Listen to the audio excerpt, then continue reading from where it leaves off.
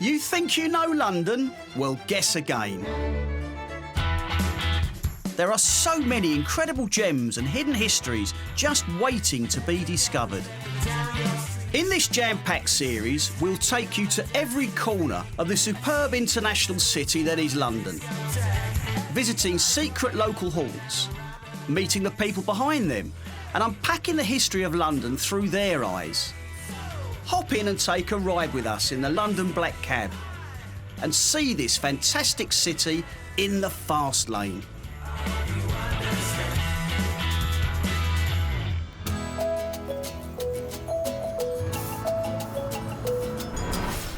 Today I'm heading to the East End and Whitechapel.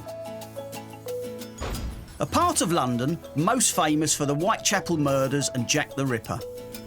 The area is rich in history and one of the most multicultural parts of London. The East End was considered the poorest area in Victorian times, but has gradually become one of the coolest, full of culture with fascinating places to visit, eat and drink. I've come to meet historian David Charnick, who's going to tell me all about Whitechapel's murky and often dangerous past. Well, David, it's good to see you again, and I know you're a knowledgeable tour guide for this area as well as other areas of London. We're sitting here in the council chamber of the Town Hall Hotel, which was formerly, I believe, Bethnal Green Town Hall. That's correct. I have lived 5 minutes away from here, but I don't know that much about the area. What can you tell me? Everything starts to change really in the 1700s. Before then, it's a very rural area. It's a hamlet, and just down the road, a grocer of the city, John Kirby, he had his country house built at Bethnal Green in 1570. Like a lot of people, these big houses appeared close to the city, but in open areas. So courtiers, merchants, that kind of thing, would have their country places here.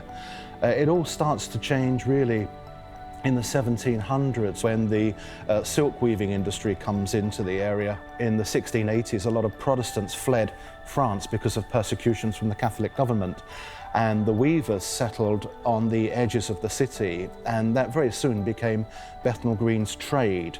And then it got taken over really by furniture making. Cabinet making, joinery, that kind of thing. That became the dominant industry in Bethnal Green in the mid to late 1800s, really because of the Regent's Canal bringing the timber up from the riverside sawmills. There was a huge growth in the early 1800s. London was expanding to become the great metropolis at the heart of possibly the most extensive empire we've ever known. And with the growth of the docks, with the growth of trade and light industry, it attracted people like a magnet. And suddenly what was a semi-rural hamlet was now a suburb of a thriving city, and very overcrowded and consequently very insanitary as well, with lots of problems that caused. Well, the area has seen a lot of change in the last few decades, but it's an area that's seeing a lot of regrowth and regeneration in the last few years. It's becoming quite a tourist attraction, really. People are coming to Bethnal Green to experience its character and its sort of atmosphere and its diversity too. There's such a mix of if you like, old school London, the sort of fish and chips, pie and mash type London, along with the various traces of immigrant communities over time, and the fairly recent hipster culture that's been coming in and bringing in with it a lot of affluence and new approaches and so on. Now, the East End has a reputation for being grimy and grubby. I think that's starting to disappear, isn't it? The dirty East End, that really is sort of mid to late 19th century when the term the East End actually comes into being in the 1880s, and that's the East End of Jack the Ripper, it's the East End of cholera and typhus and things like this, and private burial grounds being choked up with burials. Whereas in the 20th century there were great advances, and there's been a lot of investment by local authority and businesses as well, which has brought the area into a much better and much more comfortable situation. One of the other things about the East End that everybody knows is the word Cockney. Mm-hmm. What's the true definition of a Cockney? Well, the first thing you've got to remember is a Cockney is not an East Ender. A Cockney is a Londoner. And the traditional story is that you have to be born within the sound of Bow Bells. Now, some people think that means Bow Church, which is down on the eastern side of the borough, but it's actually St Mary le Bow in Cheapside in the city. And the bell there was used as the curfew bell So when the city gates were going to close back in medieval times, they'd ring the bell, so anyone working in the fields would come in. So the sound of the bell had to carry far over the fields. And if you go back to pre-industrial times, I've been told that you could hear the bells from Highgate and Hampstead. It carried very far. So that's the traditional meaning of the word Cockney, but it does tend to get a bit misused as being exclusively East Enders. There's a great deal to see in the East End that gets neglected, to be honest. I believe there's a tree there that's causing some consternation. Yeah, it's a mulberry tree that's supposed to be many centuries old. The thing about silk weaving coming into England and specifically to London, there were attempts made actually to grow mulberry trees in England for the silkworms, because you get the silk from the cocoon that the grub lives in, but it never really took off. So there are occasional little mulberry trees here and there which are of huge historic significance. I've noticed a war memorial in Cypress Street. After the First World War, that's where you get the war memorials coming in. I mean, there was a huge emphasis on the cost of the First World War in the hopes that people would remember it and wouldn't repeat the mistake. And so you get the big war memorials, but also a lot of streets lost a number of their inhabitants, their husbands, fathers, and also sons. So yeah, you get a number of these little local ones, and they're a reminder of just how great the human cost of war actually was. You need to take the time, I think, and just look at these things and think, yeah, actually, there's a lot of work gone into that. It's well worth looking at. And of course, they all have stories behind them.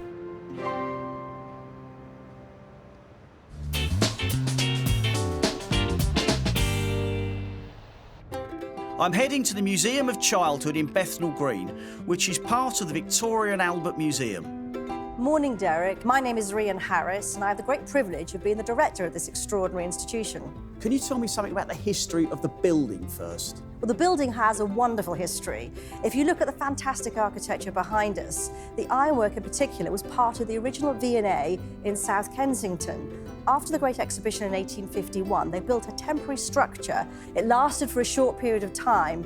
They then demolished that building, but they carried parts of the ironwork to the East End of London to create a new museum. So the museum opened in 1872, and it was called the East London Museum of Art and Science. It continues as a place where all different sorts of exhibitions happen, but not specifically for children or about childhood. From the 1920s onwards, a visionary curator called Arthur Sabin noticed that there were loads of local kids running around this building and they weren't really engaging with any of the objects on display. So he decided to create a corner specifically for children and encourage various people to donate objects that will be attractive to the children. And he grows this bit of the collection, but it doesn't actually become a proper museum of childhood until 1974, where a very well-known director of the V&A at the time, Roy Strong, creates it as the National Museum of Childhood, and giving it for the first time in its history a clear curatorial remit. Now, the layout of the museum, I believe it's sort of in 4 galleries, so to speak.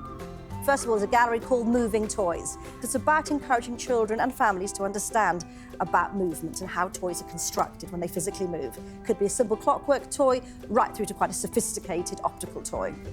Our second gallery is called Creativity. It's about objects that will encourage creativity in children, will get them excited and interested in doing creative things.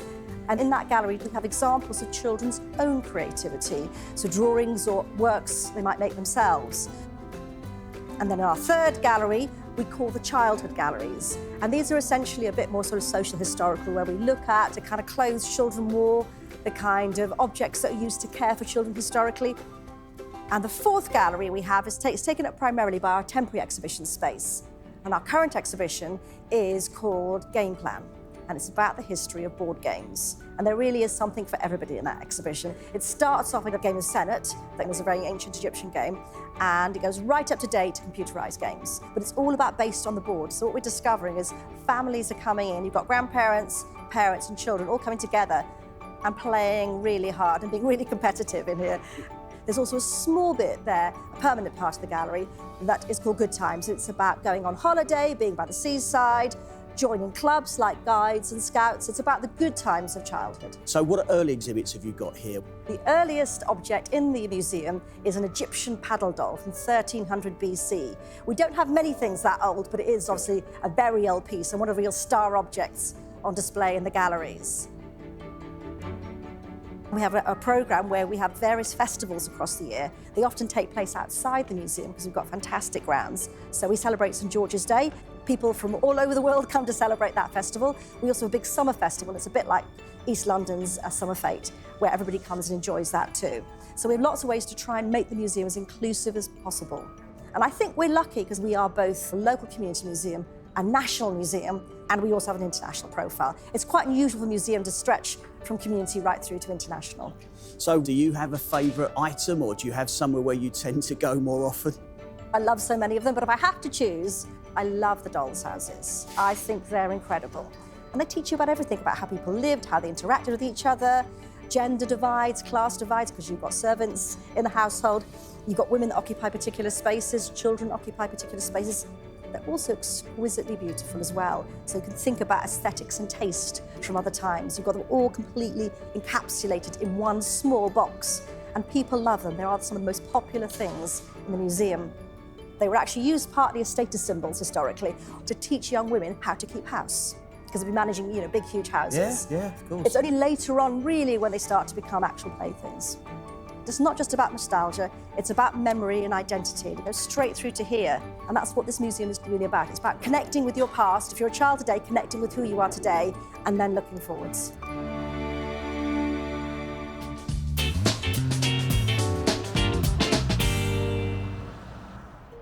Tucked away in the crypt of a 19th century church, the Royal London Hospital has a museum covering the history of the hospital and also the wider history of medicine in the East End. Welcome, Derek, to the Royal London Hospital Museum. My name is Richard Monier and I'm Archivist Curator here. We show a number of exhibits on the hospital and the history of the Royal London, and also nursing and medical education. We've got nursing uniforms, we've got works of art, items about dentistry, and we've got a little exhibit on the Whitechapel murders and Jack the Ripper. Entering the place, it looks quite spectacular. What can you tell me about the history of the museum? Well, we've had a museum here, and the archives were here as well, from about 1989.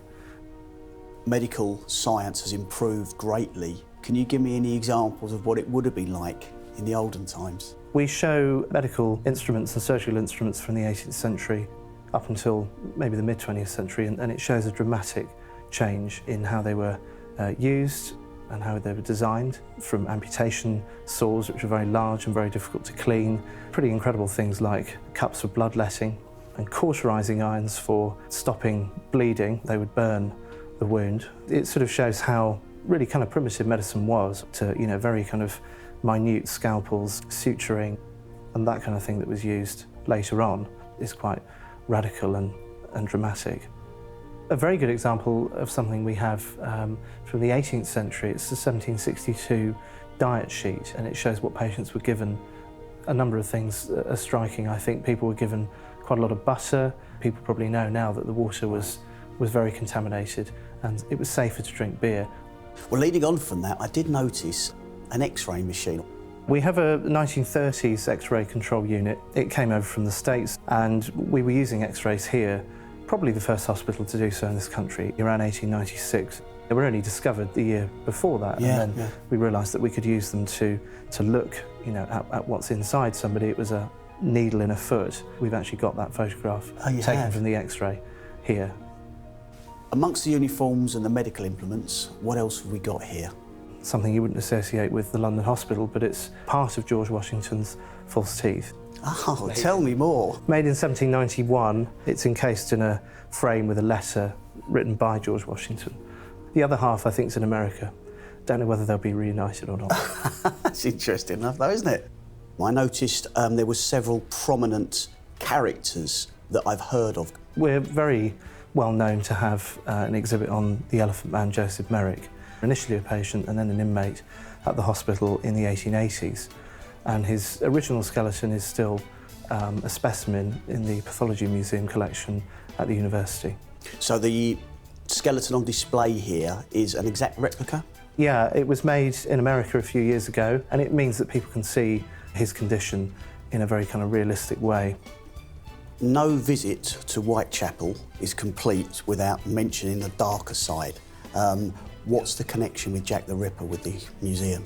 We have one or two items on display. There's a plan of one of the crime scenes that was done by a surveyor to the City of London. And one particular murder involved our surgeon, Thomas Openshaw. And he was asked to look at a piece of a human kidney which was sent in the post to a kind of member of a vigilance committee. And we ended up with copies of letters written by Jack the Ripper to Openshaw and Mr. Lusk. This is the From Hell letter that people know about. They're the best surviving copies.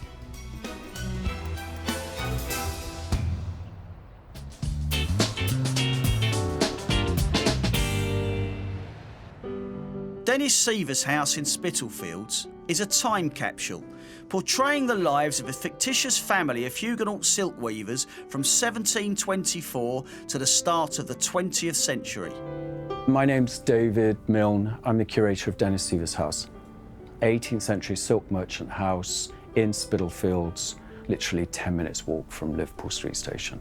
This house was built 300 years ago during speculation for the new immigrant classes of the Huguenots that came here. So the Huguenots arrived in the late 17th century from France in exile. So they were given free passage to come and settle in this area, and over a period of 100 years, they made Spitalfields one of the wealthiest and powerful silk districts in all the world. Dennis Seavers bought this house in the 1970s, saved it from demolition, and then people came to see how this young 30-year-old chap from California was living in this extraordinary way.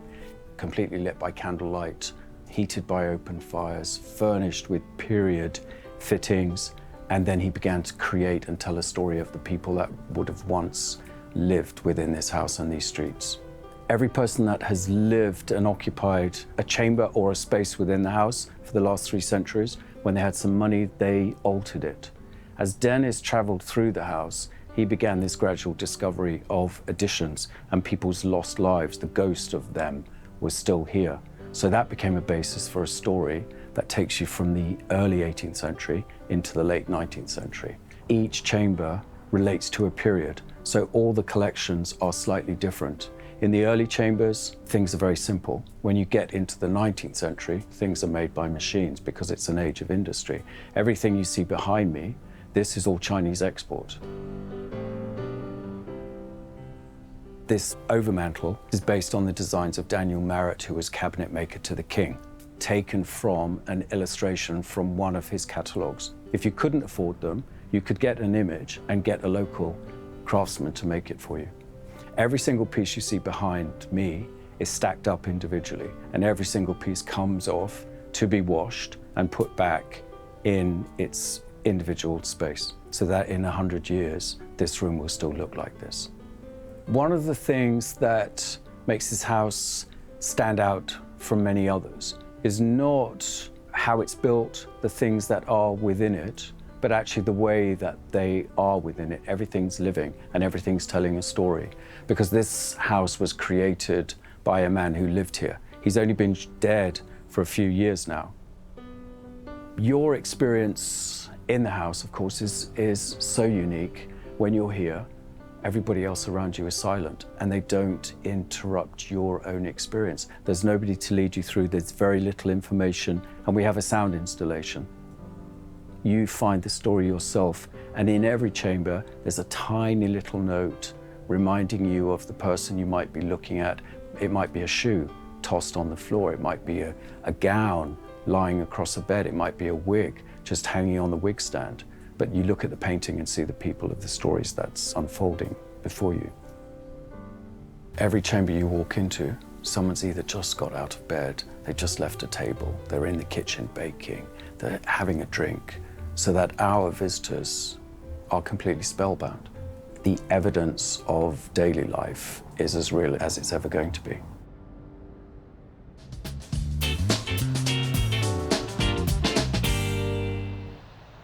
At At 19 Princelet Street in Spitalfields stands a unique London building. Only open a few days a year, it contains London's Museum of Immigration. Well, Susie, firstly, thank you for inviting me here today. In my 20 years of teaching the knowledge to potential London taxi drivers, this building is an important point that they have to know the location of. We love being on the knowledge. It's very special to us because this is such a special building because it captures so much about the East End of London. It's been here for over 300 years and it was originally first lived in by refugees. The formal title is the Museum of Immigration. It's a Grade 2-star listed building. It's one of the most important heritage buildings in all of London and Britain. How long has it been a museum? It was founded as a museum in the early 1980s. And this is the oldest museum of immigration in all of Europe. It was the first ever to be founded. Could you tell me something about the previous occupants of the building? The first ones were a family named Augier, and they were French Protestants, and they had fled from France as refugees, hiding their children so they couldn't be found by soldiers. And these French Huguenots were very dominant in this area. About 90% of the people living in these streets were French-speaking Huguenots. And this Augier family made beautiful silk fabric. That was very, very important in this area. But the Huguenots also found a great deal of discrimination. People in the city didn't always want to give jobs to newly arrived Huguenots, even though they were very skilled workers. A lot of French Huguenots had to take much more badly paid, low-skilled jobs just to survive. Could you tell me about anybody else who sort of followed them on? Because I know the area changes dramatically. Well, people came from all over the world to this area, but there were certain really big waves of migrants. The Irish, people coming to find work, people fleeing from famine, finding a home here. Then people coming from Eastern Europe, Jewish people fleeing from religious discrimination, coming to find a new home and safety here.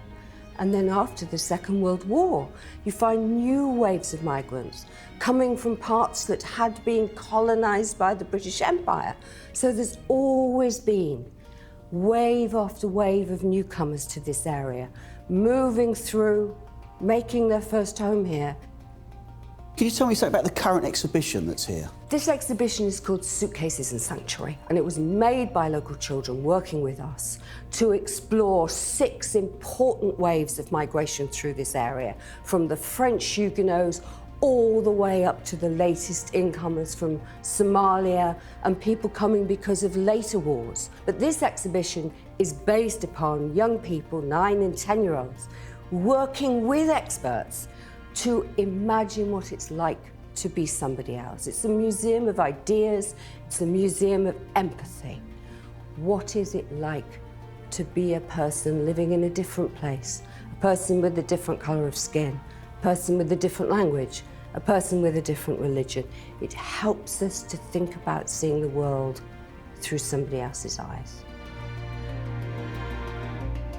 What can you tell me about this part of the building? So 1720, this was the garden of the Huguenot house.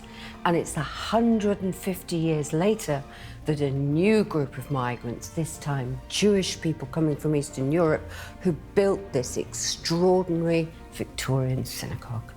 It's the second oldest synagogue in all of London and the very first purpose-built synagogue to be built in the East End. So men and women would have been sitting separately, as they do in many synagogues and mosques today. The men would have been down here, taking part in the service, and the children, of course, also sitting with women upstairs on these gorgeous balconies. This is not only a place of worship, important as that was, it was a place of education and a place of community where people came together away from these difficult, fraught, dangerous working lives. There's an exhibit here which probably has a personal connection for me. Well, you have an Irish background, don't you? And of course the Irish migration story goes back many, many hundreds of years. This picks up on a particular and really tragic part of the story, the Irish potato famine. So young people today, people from all sorts of backgrounds, imagine being Irish people making their way to the nearest possible place. And on the very symbol of the famine itself, our young artists wrote these reasons for coming. And of course, also reminding us that the Irish, when they arrived, many people were hugely discriminatory towards them. People expected them to do the most dangerous and the most badly paid jobs. Any outstanding features? I mean, the house is full of them. One I particularly like is what we call a cupboard of languages, where many of our visitors, our volunteers, have written in different languages. Listen to the walls, listen to the building, listen to the stories that a building like this tells, because this building is so special that it's its own exhibit.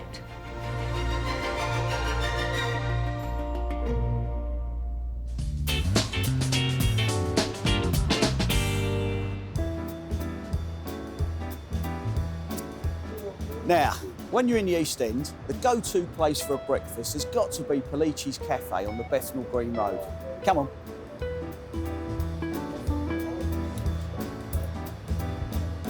So, Anna, can you tell me a little bit about the history of this place? Of course I will, Derek. So I'm the third generation. My grandparents, Primo and Ellie de Pellicci, started it well over 100 years ago. At the beginning of the 1900s, they came over as a young married couple. It wasn't really a cafe then, it was more of a tobacconist. When he didn't want to do it anymore, my granddad took it over and subsequently came Pellicci's, and the rest is history. Well, the place is legendary in the East End, as you probably realise. When I come in here, I always enjoy the food, but I've just got to tell you something, your chips are the best. What's the story behind your chips? Well, I think it's just the simplicity. My mum's always insisted on hand-cutting the chips, so much so my dad once bought her a present, the kind of presents he bought her were pots and pans, and he bought her a machine called a crypto machine, which cut the chips for you, and she sent it back within a day. She didn't like it. So she's almost 77 and she's out there every day. She cuts them all by hand, good quality potatoes, and they've got to be cut with love. You can't just cut them, you've got to cut them with love. Now, the other thing that's always interested me is the decor in here. In the area at the time, so I'm told, it was full of carpenters. And there was this one guy called Achille Capocci, another Italian immigrant like my grandparents. He was supposed to be the bee's knees, and we've got a little plaque up there with my grandmother's initials. He made that for her as a gift, and she loved it. So she asked him to do the whole place for her, but in those days she didn't have the money. So he would do a panel at a time. He would do a panel, she would pay him, do a panel, and we think it's absolutely beautiful. And my dad and his brothers in the 50s apparently wanted to rip it all out, but my grandmother, thank God, didn't allow him to do it. And we've subsequently been given Grade 2 listing by English Heritage. And the other thing is, you get people from all around the world who come to London and want a real experience, and I know that a lot of them find their way here. It's amazing. For us, that's one of the most rewarding parts. People say the East End's changed, and it isn't just East Enders anymore. I do miss a big element of that, but I think it's so lovely, this tiny little 30-seater place. Every corner of the world is quite often sitting next to each other and getting to know one another, and to me, that's what life's all about.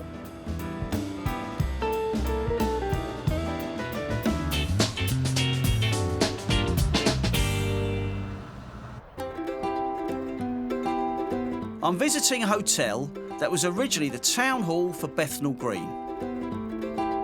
Richard, this is a very, very unique hotel. What can you tell me about the history of the building? So the building was a town hall for the local area until about 20 years ago. It's actually two parts. The first part was actually built in 1910, so that was kind of the Edwardian times, and then the second part was built in 1939, which is more of an Art Deco kind of style. As you walk from one end to the building, the style of architecture kind of changes. Once it stopped being used as a town hall, it started being used as a film location. So we have some movies like Atonement, Lock, Stock, Snatch were filmed here before we kind of got our hands on it. And then within 2 years, we kind of converted it, renovated it, and then opened it up as a town hall hotel this time. I guess it kind of evokes its past while still living in current times. It seems to be different from any other hotel I've been into. So we tried to kind of avoid being that hipster hotel. We want to be true to the area. We tried to be a little bit more personal, a bit more of a boutique sort of space. We kind of wanted to link in and root ourselves with the neighbourhood properly. So we commissioned a group of local artists to work on pieces specific to the building. We work with local designers and craftsmen to try and bring a product that's essentially true to both the history and the future of East London. So, Richard, this room we're sitting in looks very grand. Right now we're in the De Montfort Suite, which is named after Lord de Montfort. It doubles up as an apartment and an event space. The De Montfort Suite also happens to be London's largest bedroom suite. And what was it in its previous life? So it was initially a council chamber in the first part of the building. We kind of renovated the space and realised we needed a larger apartment for our guests. When we restored the building, we tried to restore it as sympathetically as possible. So we've kept as many features as we possibly could. We have all the original panelling, all the sculptures across the wall and ceiling by Henry Poole. And then, as you can see, the space is actually split over 2 floors, so it's actually a mezzanine room. I presume the rest of the hotel has been sympathetically restored in keeping with this room. As you walk through the hotel, you kind of get all the original features. We have original doors, safes, and everything I guess a town hall back in the day would have had. I love the lobby. It's probably one of my favourite spaces. You have all the original marbling, the marble floors, the columns, and then you have the grand staircase that kind of leads up to one of the artworks by a local artist too. We have 3 event spaces. We have this one, which is the De Montfort Suite. Then we also have the council chamber, which is an original council chamber, but doubles up as a space for sit-down dinners, meetings, screening room. And then we also have the Bethnal Hall, which is made up of 4 interconnecting rooms. Basically, you have the event, we have the space. We're pretty flexible. We have 2 different restaurants in the building. We have the Typing Room, which is a British seasonal menu-focused restaurant by Chef Lee Westcott. It's kind of sit-down, 5-7 courses. We also have an a la carte option at lunch. And then the second restaurant is kind of the little sister restaurant. It's called the Corner Room. It's used as the breakfast room, also lunch and dinner, with more of a bistro-focused menu. We also have the bar, which is essentially a forward-thinking cocktail list by Matt Wiley, whose bar name is Talented Mr. Fox. And he kind of comes up with creative concoctions, which you wouldn't normally find in another bar. We also have a state-of-the-art pool and gym, which is exclusive to guests. What's unusual about the pool is that it seems to have a bit of an optical illusion. When you walk from one end to the other, it seems one side is deeper, but it's actually the same depth throughout. And was the optical illusion an intentional design? It was. It's just a little quirky addition to the design of the pool. Wandering around the building, I noticed a dog in the lobby. The hotel dog, we've only had her for about 1.5 years. Her name's Dizzy, and she's actually a rescue greyhound. She's allowed to roam the hotel freely. Hotel guests can kind of meet her, and she's super friendly. We're one stop from Liverpool Street. We're on the Central Line and about 10-15 minutes from Oxford Street. So although east, it is still pretty central. And then in this area, there's tons of little restaurants and galleries, and it's essentially a hub for people that work within the creative industry. So it's definitely one worth visiting.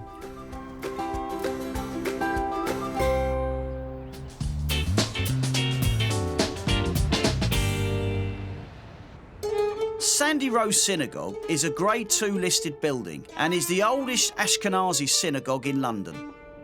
Good morning, my name is Harvey Rifkind and I am privileged to be the current president of Sandy's Row Synagogue. This building was built in 1766 as a Huguenot chapel.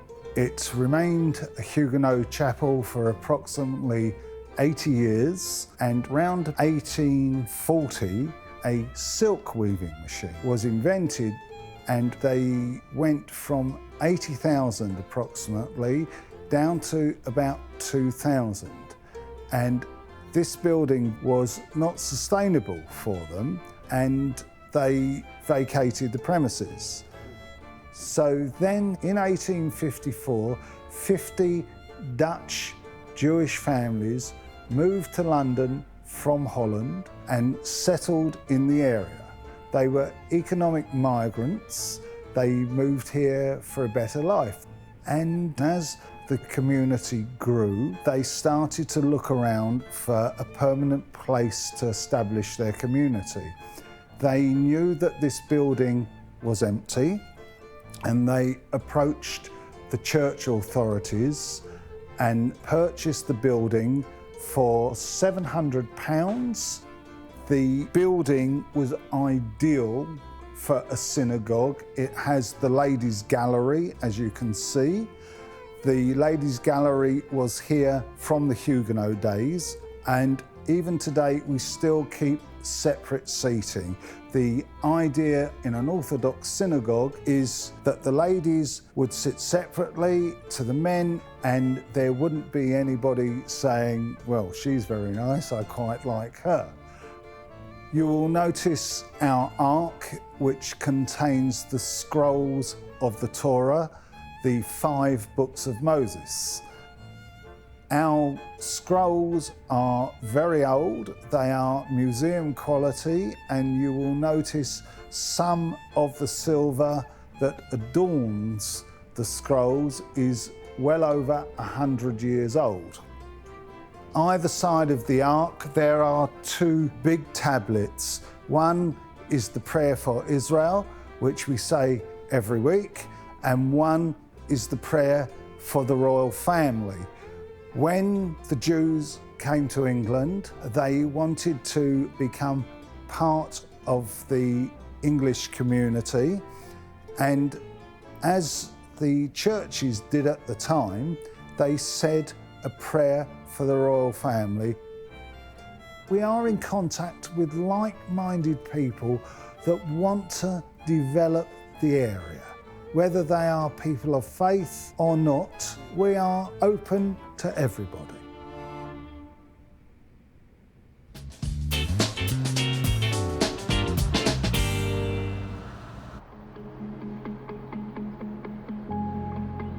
We're here at the Church of St John on Bethnal Green. Let's go inside and have a look.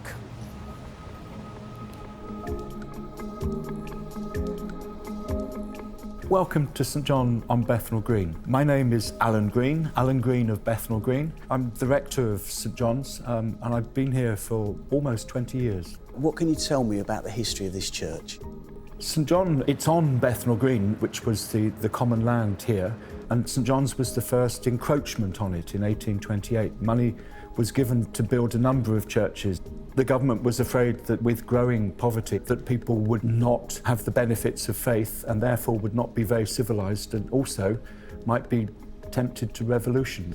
And the architecture of the church? It's designed by Sir John Soane, a major British architect who designed the Dulwich Picture Gallery and the Bank of England. He did 3 churches and this is one of those. Sir John Soane designed this church in a very simplistic way. The very slight edging of the pillars behind me is the clue to the simple way that he built this. He wanted it very plain indeed. And that didn't go down too well with the church as a whole. There was a big fire here in 1870 and the roof burnt off. They hired another architect to repair it, who decided it ought to look like a proper church. So they put a lot of stuff in that hadn't been here before. They changed the design of the windows, put in all the beams in the roof here. It's also further extended at the end of the 19th century, so all of the reredos was added. Again, it was much shorter and much plainer when Soane designed it, so it's been much played with. We've got this great building and it needs quite a lot of work doing to it, but it is a real resource. We do a range of concerts and exhibitions in the church, and then downstairs in our crypt, a range of community businesses, so we teach English to people whose language is not English, and we have a community arts room where we teach stone carving and mosaic and stained glass. Walking around and I noticed some very interesting artwork, particularly the Stations of the Cross. The stations represent Jesus' last journey on Good Friday, from being with Pilate at his trial to the time that he dies and is placed in the tomb. They are generally quite quiet and conservative. I had been thinking about having a modern set of stations that, whilst they had the traditional themes, they reflected a very modern style. We commissioned Chris Gollan, a London artist, to paint them. We began talking about it in 1999. He started painting them in 2002, and it took another 6 years for the series of 14 Stations of the Cross to be completed.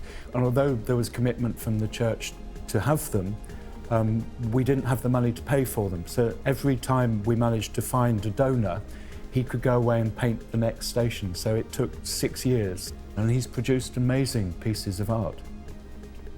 I know from my own knowledge that there was an incident not far from here. Could you sort of tell me a little bit more about that? Yeah, it's the saddest incident, I think, in the whole history of the church. In 1943, in the middle of the war, there had been a period where there had been no bombing in this area. And then during the day, on March the 3rd in 1943, people suddenly heard what they thought were bombs falling. It turned out to be testing of guns in Victoria Park, but people didn't know that. And people thought that at that moment, without any warning, that there was a bomb raid on. And so there was panic, and people fled to the nearest bomb shelters. And one of those was here at St John's, and the other one is the underground station just over the other side of the road. And a huge number of people piling down the stairs, and someone fell, and within a matter of seconds, 172 people were crushed and died. It was never really acknowledged. And people lived their lives really burying that memory inside them. And it's only been in recent years that there has been an attempt to provide a proper, fitting memorial with the names of the people on it.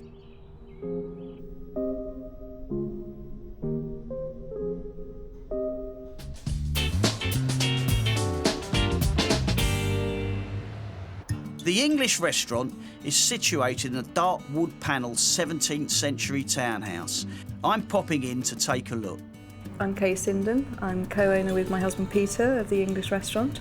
We are the last independent restaurant here in Spitalfields.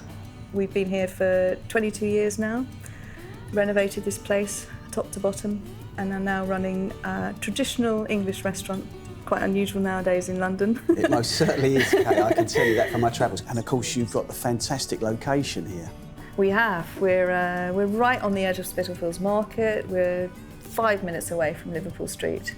What can you tell me about the history of the building?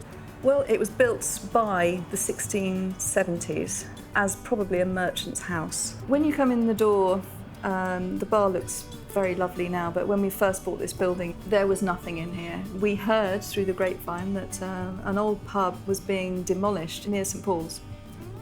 Peter went down, asked if he could buy the whole of the inside of the pub.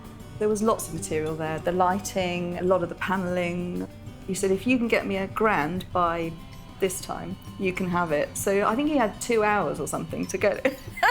But he did, and luckily, because it just makes such a great space. One of the things I'm just most proud of is the lovely arch made by Peter, which goes between the bar and the dining room. And for 24 hours, he steamed these 2 panels, and using a system of about 24 different clamps on a frame, he got those panels to bend to that shape.